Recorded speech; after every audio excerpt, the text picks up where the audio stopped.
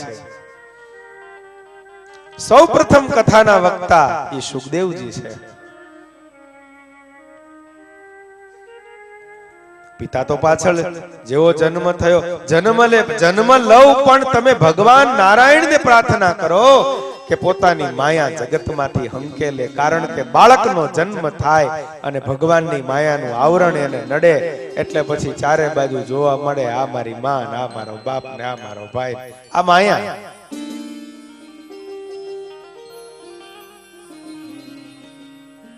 ભગવાન કૃષ્ણ એમ કહે છે કે અખિલ જગતને હું મારી માયાથી નચાવું છું।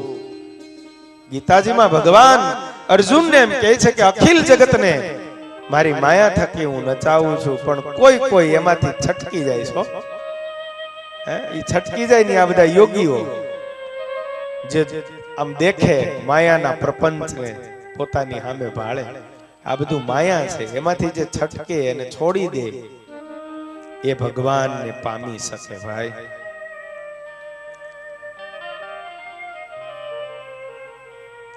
અને ભગવાન વ્યાસે નારાયણને પ્રાર્થના કરી। નારાયણે ગાયના શિંગડાના અગ્રભાગમાં એટલે અણીના ભાગમાં રાઈનો દાણો જેટલી વાર રે, ગાયના શિંગડાના અગ્રભાગમાં રાઈનો દાણો જેટલી વાર રે એટલી વાર ભગવાન નારાયણે પોતાની માયા આ જગતમાંથી ખેંચી લીધી। એક નિમિષ માત્ર, નિમિષ એટલે 1 મિનિટની ત્રીજો ભાગ, 1 સેકન્ડનો ત્રીજો ભાગ, એક પળનો, 60 સેકન્ડે 1 મિનિટ, એવી એક જે સેકન્ડ, એ સેકન્ડનો ત્રીજો ભાગ એનું નામ છે નિમિષ। અને એક નિમિષ માત્ર જ્યારે પોતાની માયાને ખેંચી ભગવાને, ત્યારે એમ કહેવાય છે સુખદેવજી મહારાજ અને 9 યોગેશ્વરો એને જન્મ ધારણ કર્યો, એને ભગવાનની માયા નો અડી। તે ઈ મિનિટમાં જેટલાનો જન્મ થયો એને માયા નો નડી। અને જેવોય માના ઉદરમાંથી જન્મ લીધો અને તરત પોતાનું માયિક શરીર વધ્યું અને 12 વર્ષનો છોકરો અને માંડ્યા દોડવા। હવે જન્મતા વેત બાળક માને ધાવે નહીં અને ભાગવા માંડે, આ કથા કાંઈ આજના વિજ્ઞાનને મગજમાં બેહે ઈ કથા નથી, આ તો યોગીઓની કથા છે ભાઈ, યોગીઓની કથા છે।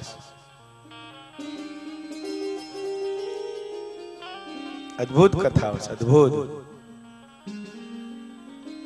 અને એટલે ભગવાન વ્યાસને એમ થયું મારો છોકરો મને છોડીને જતો રહેશે, એ બોલ્યો હું સમજ્યો નહીં કે માયા લઈ લે, માયા તો ભગવાન પાસે લેવડાવી પણ હવે મારો ન રહ્યો, એટલે હે પુત્ર એમ કહીને બાપ પાછળ દોડે, દીકરો આગળ દોડે છે। માના ઉદરમાં હતા ત્યાં સુધી માતાનું શરીર આવરણ હતું ઉપદેશ દેવા માટે, હવે સીધી ટોક થઈ ગઈ, સીધી વાત પિતાની હારે, એટલે દીકરો બાપને ઉપદેશ આપી ન શકે। આ સંસ્કૃતિમાં એવું નથી લખ્યું કે દીકરો બાપને ઉપદેશ આપે। પછી સુખદેવજી મહારાજ એના બાપને કંઈ કહેવું હોય તો કેવી રીતે કહે? તો ભગવાન નારાયણનું જે વિરાટ રૂપ છે આખું જગત, એની અંદર અંતર્યામી રૂપે પ્રવેશ કરી અને જંગલના જે વનરાય ને ઝાડવાઓ એની અંદર રહીને સુખદેવજી મહારાજ બોલ્યા કે હે પિતા, પુત્ર પાછળ નહીં પરમેશ્વરની પાછળ પડો। આ સુખદેવજી મહારાજ આ કથાના વક્તા છે અને એને ભગવાન નારાયણ વ્યાસ નમસ્કાર કરે છે। નૈમિષે સુતમાસીન મભિવાદ્ય મહામતિ અથામૃત રસાસ્વાદ કુશલ શૌનકો બ્રવે। ભગવદ કથા જેને અતિ પ્રિય છે એવા શૌનક મુનિએ એકવાર નૈમિષારણ્ય ક્ષેત્રમાં બિરાજતા એવા સુત પુરાણીને નમસ્કાર કરીને 3 પ્રશ્ન પૂછ્યા। હવે આ નૈમિષારણ્ય ક્ષેત્ર શું છે કે જ્યાં આ કથાની શરૂઆત થઈ? બહુ સાંભળ્યા જેવો શબ્દ છે નૈમિષારણ્ય ક્ષેત્ર.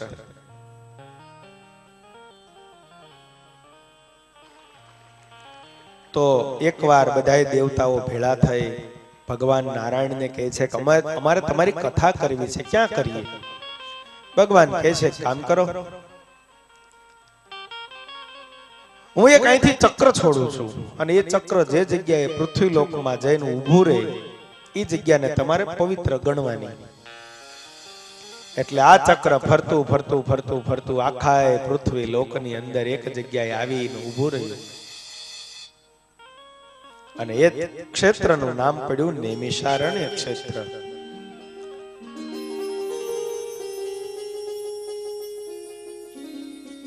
એક અર્થ એનો એવો પણ લખ્યો છે સ્વામિનારાયણ ભગવાનની વિચારધારા પ્રમાણે કે નૈમિષારણ્ય ક્ષેત્ર કોને કહેવાય? તો આ મન છે એની અનેક ધારાઓ છે. મનની ધારાનો કોઈ પાર નથી.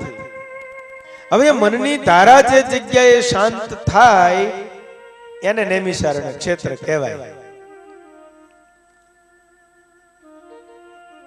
મનની ધારાઓ જે જગ્યાએ કુંઠિત થાય એટલે કે એને સંકલ્પ ને વિકલ્પ એની ધારા ઈ જે જગ્યાએ ઊભી રહી જાય, બંધ થઈ જાય એનું નામ નૈમિષારણ્ય ક્ષેત્ર કહેવાય. અહીંયા બેઠા પછી જો બહારનો પ્રપંચ આપણને સાંભળ્યા કરે તો હજી નૈમિષારણ્ય ક્ષેત્રમાં આપણે આવ્યા નથી. અને જો ભૂલાઈ જાય અહીંયા બેઠા પછી બધું ઘર પરિવાર ધંધો બધું ભૂલાઈ જાય તો આ નૈમિષારણ્ય ક્ષેત્ર છે. અને અહીંયા કરેલું તપ વ્રત જપ ભજન કથા સંતનું દર્શન ભગવાનની સેવા આ બધું અમર ફળ આપે છે. અમર ફળ ભગવાનનું ધામ આપે એ આ સેવા છે. આનું ફળ બહુ મોટું છે.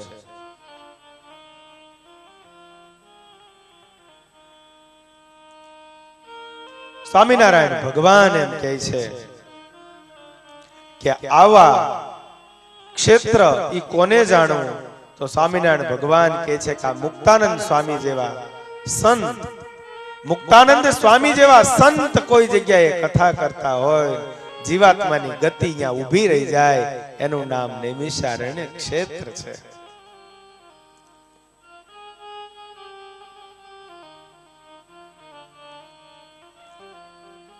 તો આ બધાએ ભગવાન નારાયણની કૃપાથી એક જગ્યાએ આવ્યા, ત્યાં કથાનું સત્ર કર્યો અને સુત પુરાણી એને નમસ્કાર કરીને શૌનક મુનિઓએ 3 પ્રશ્ન કર્યા છે.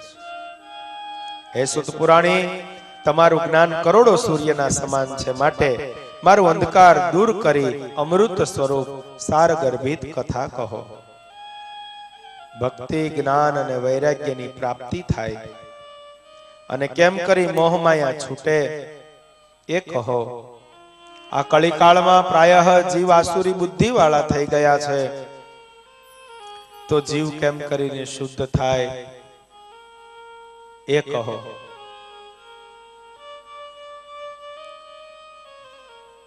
સુતવાચ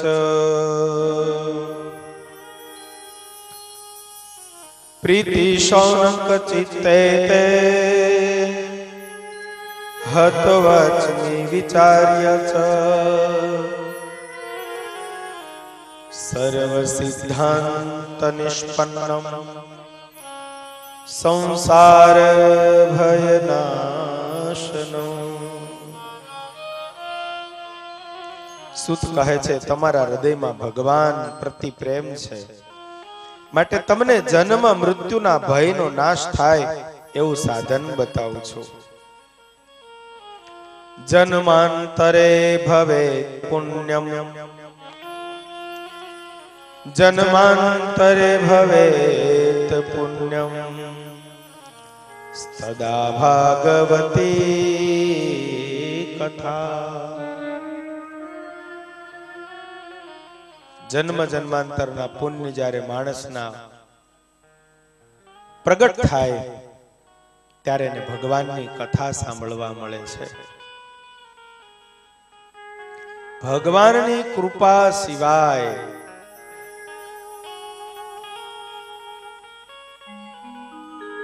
ભગવાનની કૃપા સિવાય પરમાત્માના ચરિત્ર સાંભળવા મળતા નથી.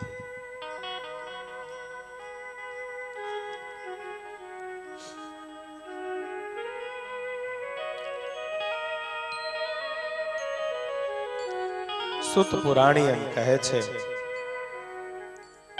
હે શૌનકાદિકો, એકવાર દેવતાઓ અને સુખદેવજી વચ્ચે જે સંવાદ થયો એ હું આપને સંભળાવું છું. એકવાર દેવતાઓ પરસ્પર બધા ભેગા થયા. બોલે અત્યારે પૃથ્વી લોક ઉપર સુખદેવજી ભગવાનની કથા કરે છે, ચાલો આપણે સાંભળવા જઈએ.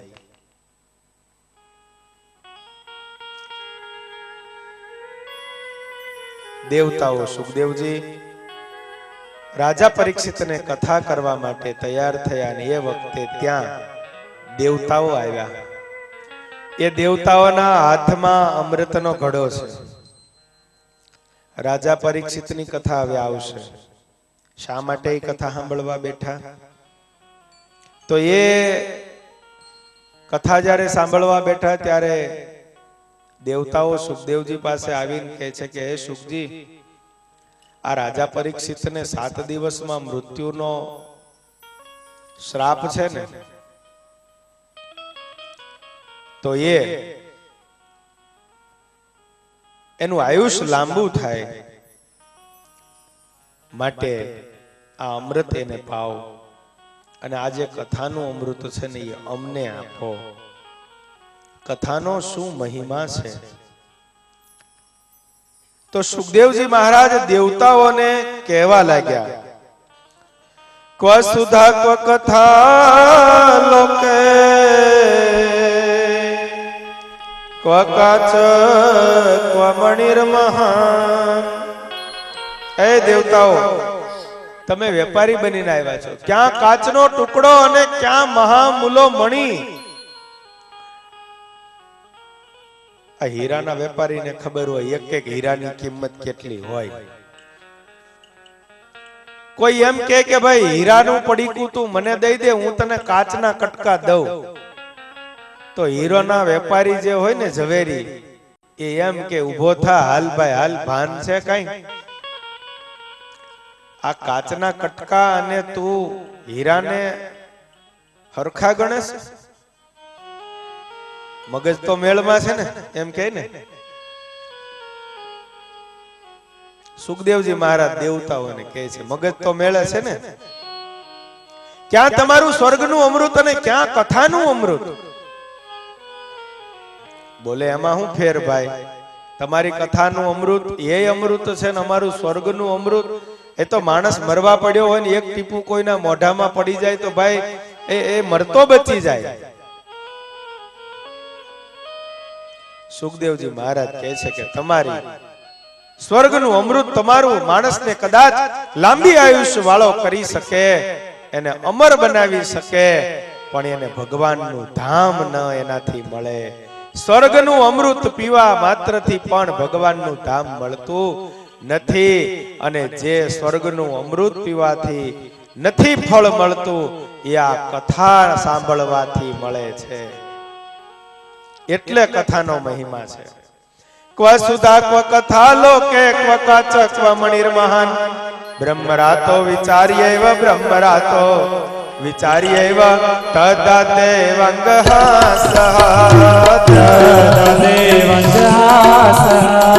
બ્રહ્મરાતો વિચાર્યૈવ તદા દેવંગહાસ બ્રહ્મરાતો વિચાર્યૈવ સદા દેવંગહાસ. સુધા ક્વ કથા લોકે ક્વ કાચ ક્વ મણિર મહાન.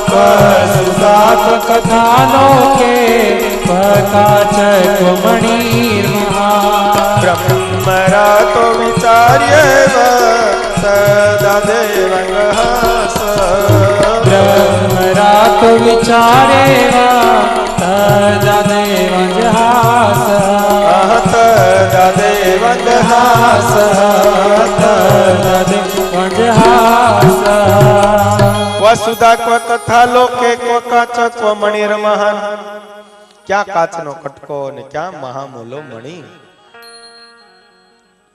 તમે બેને હરખા ગણો છો ગાંડા થયા છો ઊભા થાવ ભાગી જાવ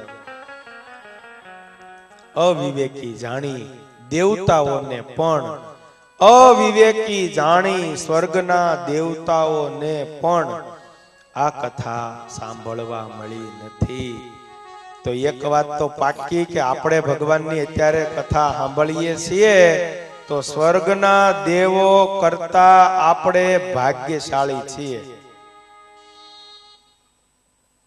નથી લાગતું તમને આમ હોકારો બોકારો જો ખબર પડે કઈ ખરા કે નહીં એને ના પાડી દીધી કે જવા દો નહીં મળે આપણા વચ્ચે બધું આઘું બહુ છે ને એટલે આમ મજા નથી આવતી નહીં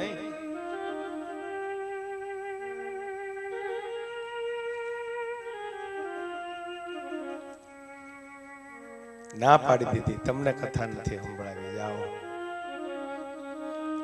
ત્યારે આપણને ભગવાનની કથા સાંભળવા મળી આ આપણા મોટા પુણ્ય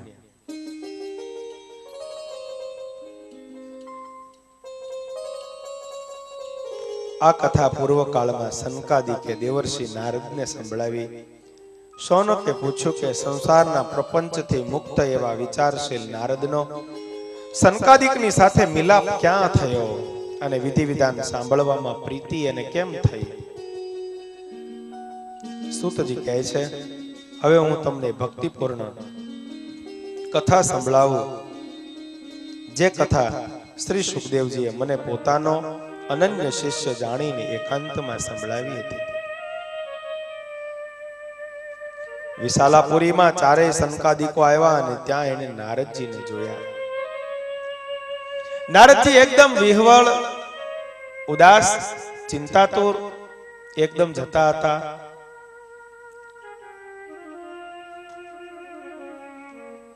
અને સનકાદિકો નારદજીને પૂછે છે કે હે નારદ આટલા બધા ઉદાસ કેમ છો ક્યાં જાઓ છો આટલા ઉતાવળા ક્યાંથી આવો છો ને ક્યાં જાઓ છો આમ તો તમે લગભગ રોજ તો અમે તમારા દર્શન કરી તો એકદમ આનંદમાં મસ્ત હો આજે તમે ઉદાસ કેમ છો અને બહુધાએ તમે જો જે માણસ કાયમ આમ હસતો ખીલતો આનંદમાં હોય અને એ આમ થોડોક ડીમ પડે એટલે આખા ઘરને ચિંતા વધી જાય એમ બાકી રોજ હોગ્યું મોઢું કરીને બેસતો હોય એની કાંઈ બહુ પરવા ન હોય પણ ક્યારેક ક્યારેક ઉદાસ દેખાય જે કાયમ હસતો ખીલતો માણસ હોય એના મોઢા ઉપર જરાક આમ કડચલી ભાળે એમ થાય કે આજે ભાઈ ટેન્શનમાં છે કઈક માથાકૂટ છે એની માથે નારદજીને જ્યારે કહ્યું ત્યારે નારદજી એમ કહે છે હું અત્યારે સર્વોત્તમ લોક 7 લોકમાં સર્વોત્તમ લોક એ પૃથ્વી છે અને પૃથ્વી ઉપર અત્યારે હું ફરવા માટે ગયો હતો આપણે ફરવા જઈએ છીએ એમ નારદજી નહોતા આવ્યા આપણે ફરવા જઈએ ને એ પાછું બધું બહુ જુદું હોય 5 દી ફરવાનું હોય તો 15 દી તો એના પોટલા બાંધતા થાય બાર ગામથી આવ્યા છે એને ખબર હશે હે સામાન તૈયાર કરવામાં જ 2 મહિના તો થયા હશે તમારે જ્યારથી કથા નક્કી થઈ ત્યારથી પોટલા ભરવાનું ચાલુ છે નારદજી તો ભાઈ એમને ફક્કડ આવ્યા હતા એ કઈ આમ પોટલા બોટલા બાંધી નહોતા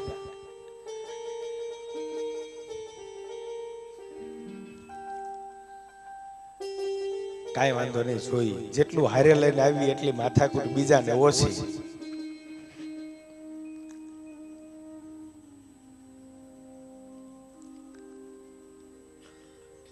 ક્યાં જાવ છો ક્યાંથી આવો છો? ઉદાસ કેમ છો? નારદજી કહે છે, પૃથ્વીલોકમાં ગયો હતો, ત્યાં મેં ઘણા બધા પ્રપંચ જોયા, એટલે મન ઉદાસ થયું.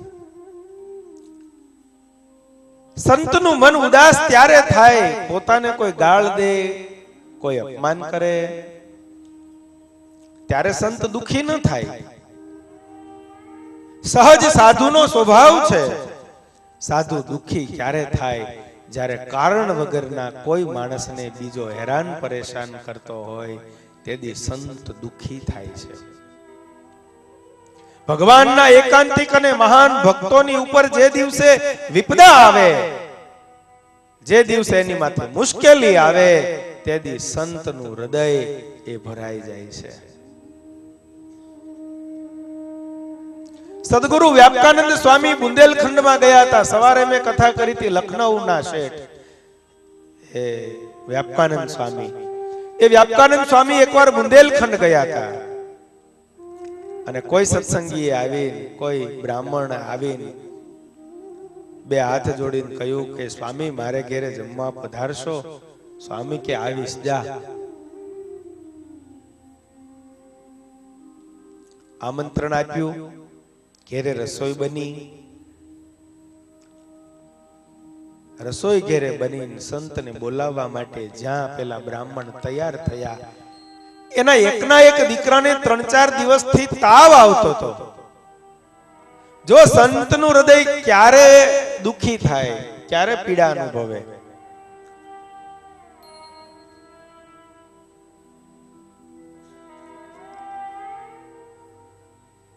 અને 2-3 દિવસથી એના છોકરાને તાવ આવે, અને જ્યાં બપોરનો મધ્યાહન સમય થયો અને સ્વામીને બોલાવા જવા માટે ઓલા બ્રાહ્મણ તૈયાર થયા, અને ત્યાં એના પત્નીએ પોક મૂકી. બ્રાહ્મણ એકદમ પાછા વળ્યા, ઘરમાં ગયા. કેમ રડે છે? બોલે આપણો દીકરો મરી ગયો,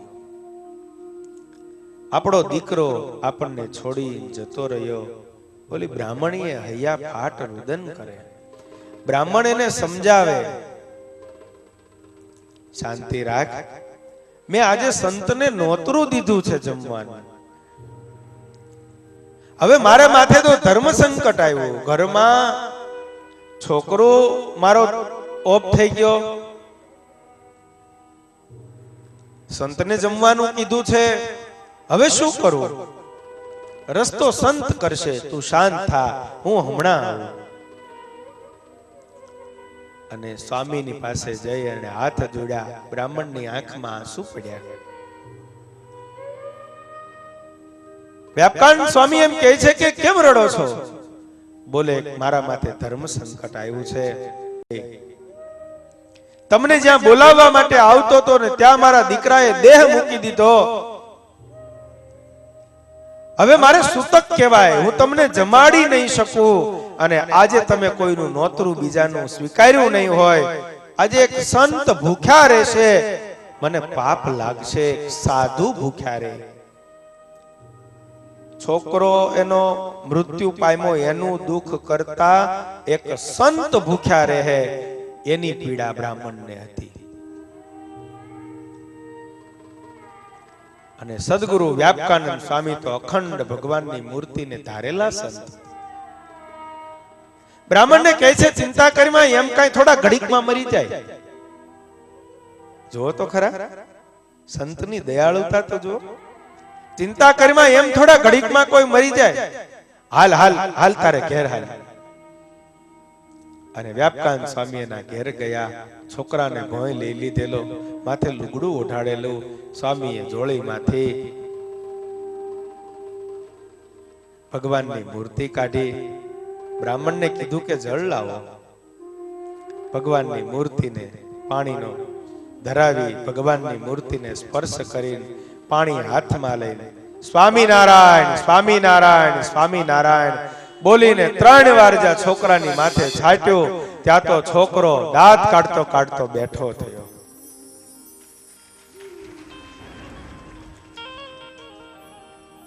બ્રાહ્મણના મનમાં તો નહીતર એમ હતું, મુએ મનુષ્ય જમે નહીં સંત એહ દોષ મુને અત્યંત. મનુષ્ય મરે તો સંત ન જમે, એનો દોષ મને લાગે. એક સંત ભૂખ્યા રે, એના મનના પરિતાપને જોઈ અને વ્યાપકાનંદ સ્વામીએ પોતાની માળા અને ભજનનો પ્રતાપ એના દીકરામાં મૂક્યો. જ્યારે તમે સંતને માથું નમાવો છો, સંતને તમે પગે લાગો છો, ત્યારે ક્યારેય સંતના બાહ્ય શરીરને નહીં જોતા, એના અંતર આત્માને જોજો. બહારનું દેખાતું તમને એનું શરીર, એની કાયા, એનું તન, કદાચ એને જોશો તો એમ થાય કે તો આપણા જેવા છે, એમાં ને આપણામાં શું ફેર છે? થાય ને આવું. ભગવાન જેવો ભગવાન પણ આ લોકમાં જેદી આવે તે દિવસે ઈ માણસ જેવો થઈને આવે છે. 5-5.5 ફૂટનું એનું શરીર હોય, આંખ, કાન, મોઢું, માથું, બોલવું, હસવું, દાંત કાઢવા, રીસાવું, ખીજાવું, જમવું, રાજી થવું, પહેરવું, ઓઢવું, ટાઢ તડકો એનો અનુભવ કરવો, વળી પાછું એને કેવું કે આજ તો ટાઢવાય છે, આજે ગરમી થાય છે, આજે તરસ લાગી, આજે ભૂખ લાગી. આજે માઈક ગુણો છે, એ માઈક ગુણો તો આ દેહ ધર્યો એ દેહના છે, પણ સંતનો અંતર આત્મા જુદો હોય છે. અને સંતનો અંતર આત્મા જે હોય છે ને, એને જોઈને પગે લાગજો. એના બહારના શરીરને જોઈને કોઈ દી પગે નહીં લાગતા. એની અંદર તમને 18 અવગુણ દેખાશે જો એના બહારના શરીરને જોશો તો. અને એટલે સંતોએ કહ્યું છે, પોતાના સરખી કરીને જાણે વળી પુરુષોત્તમની કાયા રે.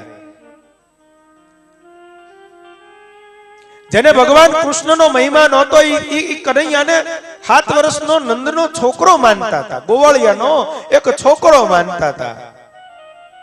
પણ જેદી 7 વર્ષના છોકરાએ જે દિવસે ગોકુળમાં અનરાધાર વરસાદ પડ્યો ને, 7 વર્ષના છોકરાએ જેદી પોતાની એક આંગળી ઉપર ગોવર્ધન નાથને તોડ્યા 7 દિવસ, તે દિવસે બ્રહ્માએ પણ આવીને એની સ્તુતિ કરી હતી કે ઓહો આ તો ભગવાન છે. અઘરું હોય છે ભાઈ, મનુષ્ય લીલામાં દિવ્યતા દેખાવી બહુ અઘરી હોય છે. આમ તો એ સંતને સાધારણ માણસ હરખા લાગે, પણ જે દિવસે ખરાખરીનો સમય જાગે તે દી સંત એમ બોલે, જા મારો મહારાજ તારું કામ કરશે. અને ભાઈ તે દી એના શબ્દમાં તાકાત હોય, એના ભજનમાં તાકાત હોય. ભગવાનને આવી ત્યાં ઊભું રહેવું પડે. અને ભગવાન એ સંતના શબ્દે ઊભા રહે અને ભક્તનું કામ કરે છે.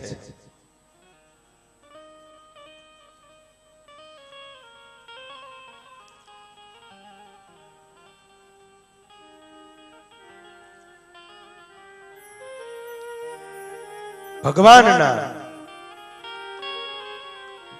મનુષ્ય ચરિત્રને જોઈ અને એમાં જે દિવ્ય ભાવ દેખાવો, એ તો ભગવાનની કૃપા હોય તો જ આવે છે. કાયમ હું એક વાત કહું, તમને કોઈ સંતના દર્શન કરવા લઈ જાય અને એમ કે આ બહુ મોટા સંત છે, તો જલ્દી વિશ્વાસ નહીં આવે. આમ ચારે બાજુ માંડે માણસ જોવા,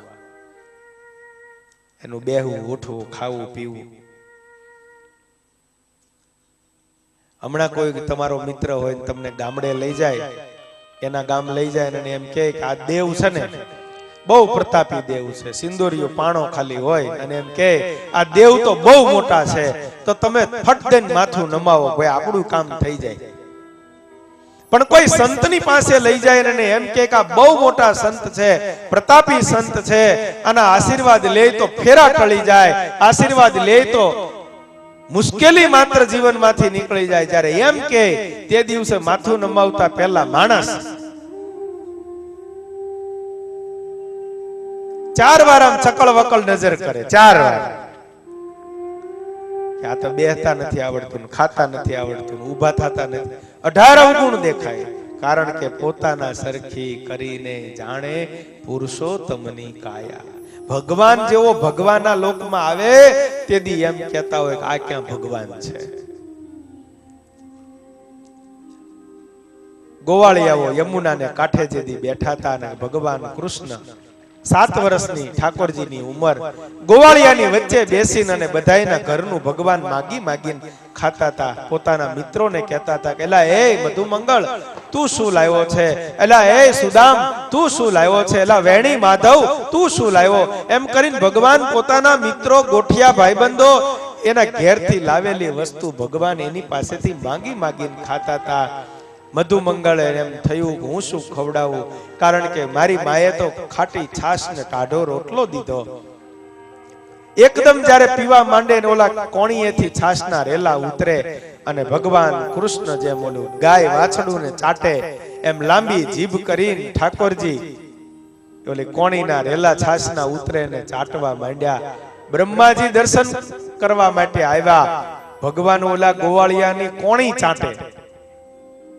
શ્રી કૃષ્ણ ભગવાન એના મિત્રની કોણી ચાટતા હતા અને બ્રહ્માજી દર્શન કરવા આવ્યા. ઓલો અઘાસુર મર્યો એટલે તેથી બ્રહ્માજી એમ બોલ્યા કે નોય ભગવાન આ તો ગોવાળિયો. હે આ ભગવાન નથી, આ તો ગોવાળિયો છે.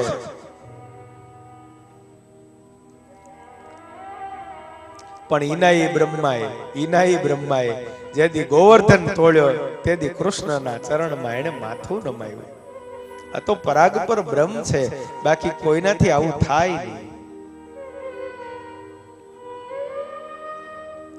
એટલે ભગવાનની લીલામાં જે દિવ્યતા દેખાવી એ બહુ ભગવાનની કૃપા હોય ત્યારે જ આવે છે. ભગવાનની માયા તો કેવી છે, અહો બળવંત માયા તમારી.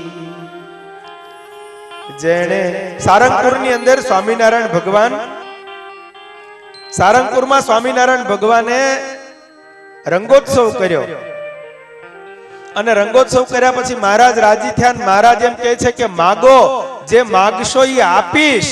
અને તે દિવસે